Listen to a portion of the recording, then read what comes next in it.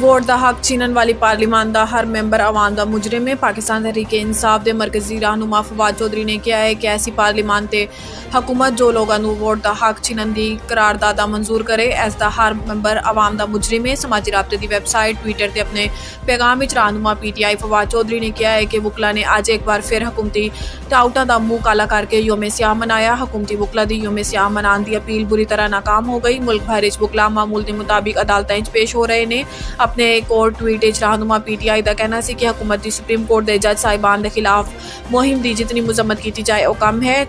जिन जज साहिबान को जूनियर किया जा रहा है वह पाकिस्तान के चंद सब तो बड़े जजिज ने। फवाद चौधरी का मजीद कहना है कि इन जजिज का इलम तजर्बा हाई कोर्ट इन्हों का रवैया तो काम इन्हों के मैरिट की गवाही है। हुकूमत मीडिया अपने टाउटा के जरिए शुरू की गई मुहिम बंद करे।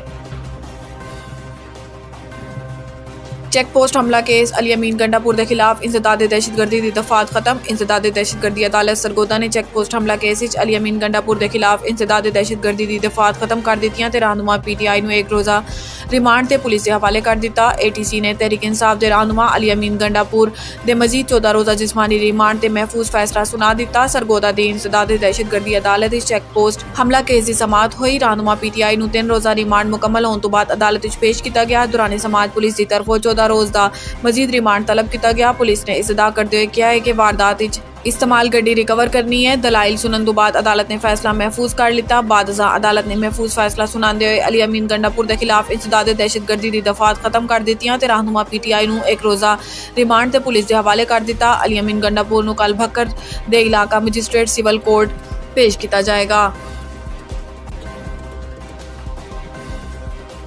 खातून जज नूं धमकी दा केस इमरान खान के काबिल जमानत वारंट जारी। डिस्ट्रिक्ट ते सैशन कोर्ट इस्लामाबाद इमरान खान के खिलाफ खातून जज नूं धमकी देने के केस की समात जुडिशल मजिस्ट्रेट मलिक अमान ने की।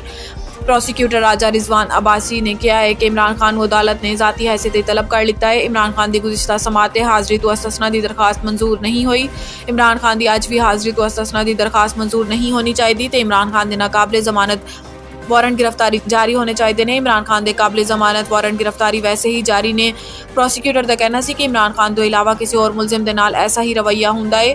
वारंट ते इमरान खान की जानिब तो हमेशा अपील दायर हो जाती है। इमरान खान अपील करते हैं तो लेकिन खुद अदालत पेश नहीं होंगे। तोशाखाना केस वारंट की तामील ली जाने वाले SP नूं तहरीक इंसाफ ने तशद्दुद का निशाना बनाया। इमरान खान के वकील अली बुखारी का कहना है कि तोशाखाना केस इस्लामाबाद इंतजामिया ने अदालत शिफ्ट करने का नोटिफिकेशन जारी किया। इमरान खान की सिक्योरिटी वापस लैन के मुतालिक विफाकी हुकूमत ने अदालत तलब कर रखा। इमरान खान को इन्हों की मर्जी की सिक्योरिटी मुहैया करने की हदायत की गई सी। इमरान खान को अदालत पेश होने का मामला जेर इल्तवा है। इमरान खान की जान को खतरा है। इमरान खान हाले मुकम्मल तौर पर ठीक नहीं चल पा रहे। अदालत को इमरान खान की सिक्योरिटी के मुतालिक भी इंतजाम देखने चाहिए ने। जज ने कहा है कि इमरान खान की हाज़री तो अस्तस्ना की दरखास्त दोबारा खारिज हो चुकी ने।